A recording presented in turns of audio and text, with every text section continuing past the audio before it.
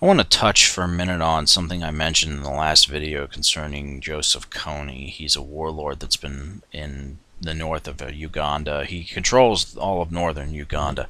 Uganda as a country has been fairly destabilized for a long time, a legacy of colonialism and Idi Amin and individuals like this.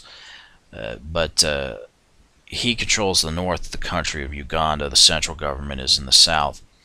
I believe it's Kampala is the capital of the area. And someone asked me what I thought of a gentleman named ContraPoints video earlier. It'll be linked in the low bar. Also will be linked in the low bar as a video that is linked in his. I just decided to link it for convenience so that people can get to it. They're very good videos, and I suggest everybody watch them. I have not watched the documentary yet, and I don't think I will at this point. I'd heard about it on the news, and I was like, finally, somebody's going to do something about this. And then when I started to hear the details of it, I was like, oh, shit. And more as I've listened to folks here on the internet and YouTube and looked into it a little bit more myself, this is a very, very tedious thing, but at the same time, it gives you the answers you're looking for. I haven't supported this because of the fact that it's got ties to American businesses that intend to go in and essentially, as Divinity pointed out, link in the low bar to her video, carry out a new kind of colonialism in these areas. And it's Christian based to top it all off. It's more Christianity being expounded in these areas. And this is what happened before in the Congo region under Leopold and the colony that he founded, and other colonies too, the British in Kenya and Uganda, the Germans, the French. This has all happened before, and now it's going to happen again. It's a renewal of the age of imperialism at this point, and it's very, very distressing. To top it all off, though, because of the nature of conflict and of the control issues in Central Africa, particularly in Uganda and the Congo Basin, what used to be Zaire, those areas, it's been destabilized for a long time, and taking out Joseph Kony alone isn't going to solve the problem. When I initially saw this, I thought that this was going to be an initiative to help the welfare and the well-being of the general area at first, and they were just going to use Joseph Kony as an example of the kind of person who's destabilizing the area and helping to cause a lot of this chaos. But no, they want U.S. military intervention, and from there, I'm guessing permanent residence there. So, and I want to make something else clear here too. There's a lot of resources in the Congo Basin if you can get at them. Most of the African countries can't afford the infrastructure to exploit them very well, so it's limiting their wealth. To top it all off, in particular, you have coltan, which is used in cell phones. It's making, I'll have to look up what coltan's going for now per ounce, but it's pretty damn expensive. You go in there and you start stripping the area of the natural resources. It's going to make a lot of people rich, but those Africans aren't going to see that money.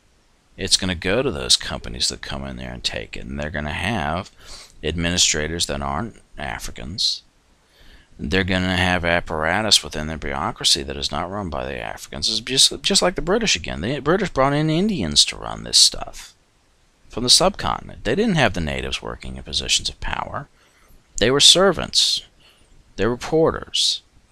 They were laborers. They were not bankers. They were not financiers. They were not lawyers.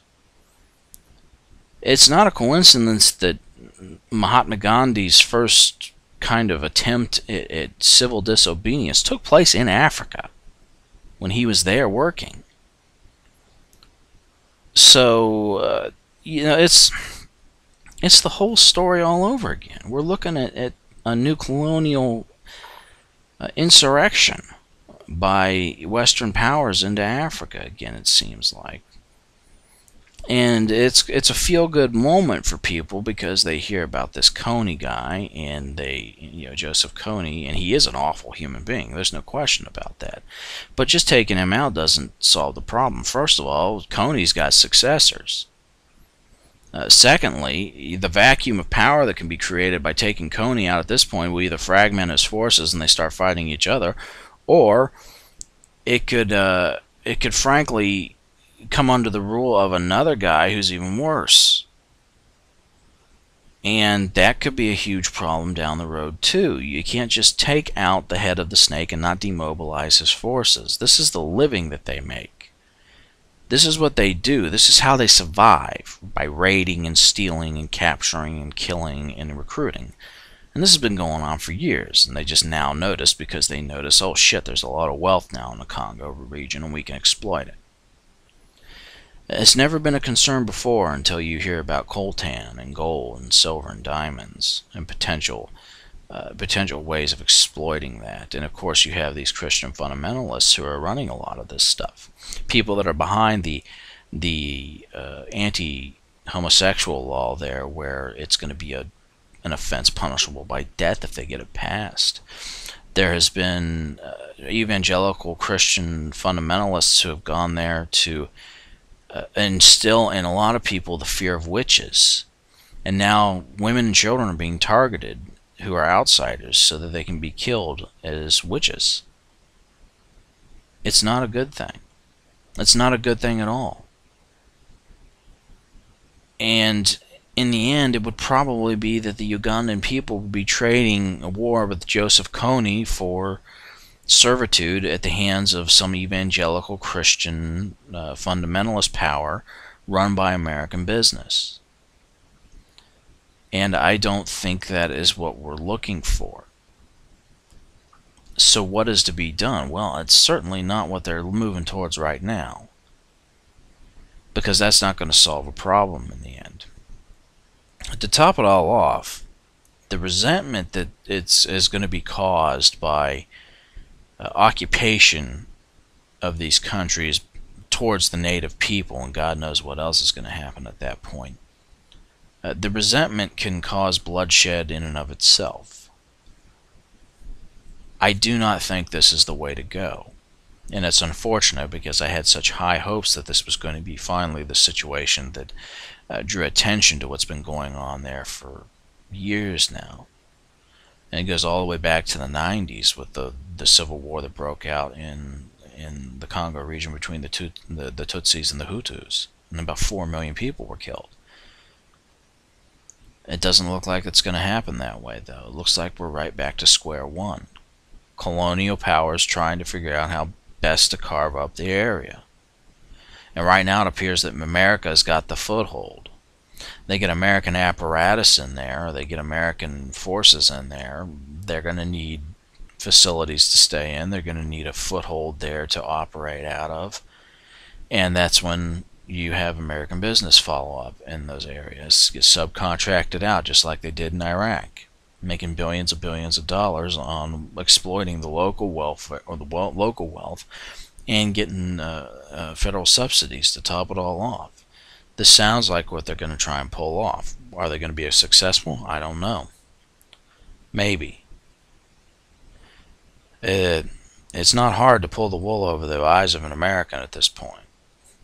You just do a little magic trick and they're distracted long enough that you can pilfer their pockets, or you can grab enough land and resources to make yourself a king among men, especially in Africa.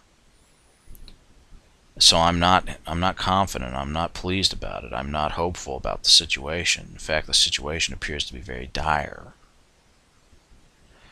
What remains to be seen what's going to happen, though. Finding Joseph Kony and killing him is also another story entirely. The Congo Basin is an extraordinarily difficult place to not just survive, but to actually move around in. And the Congo River itself is one of the more formidable barriers of a natural type in all of Africa. To give you an idea, the depth of the river itself in some spots is around 600 feet. It's so deep that recent studies that have been conducted on the Congo River basin, when they were trying to find new fish species, have discovered fish species living down at the bottom of the Congo River that are only found there, and two, they're white. Some of them have no eyes, and all of them can only live in extreme depths. You bring them up any higher and they die. So there's an entire ecosystem at the bottom of the Congo River that these fish have evolved in that is unique to the Congo River. It's a very formidable river, and it's a very formidable place to try and move about in. And even the most skillful European powers in the age of colonialism couldn't quite tame it. It's still a very wild place. Regardless of that, though, this is a very severe situation. I have a feeling that it's only going to get worse. Will we see a new colonial era ushered in Africa? Possibly. The Chinese are already in the Sudan pumping oil. That's one of the reasons that nobody wants to do anything there. They want to piss the Chinese off. We have, the potential for more imperialism in other areas, not just in Uganda, but in the Congo in general. We're already in Afghanistan. The saber rattling for a war with Iran has more to do with elections taking place in Israel, the United States, and Iran, so I'm not really too worried about that at the moment. But, Russia's always a possible wild card in this. Putin's back in power. Putin's an old and happy communist. He's supplying arms to Syria right now, not because he gives a shit about Syrians or the UN, but because he's making money off of it.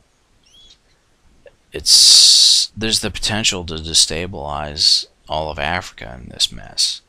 It potentially then destabilizing other parts of the planet, like the Middle East. It's not that far off. This could be a huge mess, all because some fundies want to convert people to Christianity. Some rather greedy people want to exploit the area for wealth, and a really dumb populace willing to believe them. And that is a bad thing. So I am not in support of getting Joseph Kony in the manner that they're describing at this point. There needs to be more done. And it's a lot more complicated than they realize. They'll find that out if their plans come to fruition, unfortunately. That's all I've got.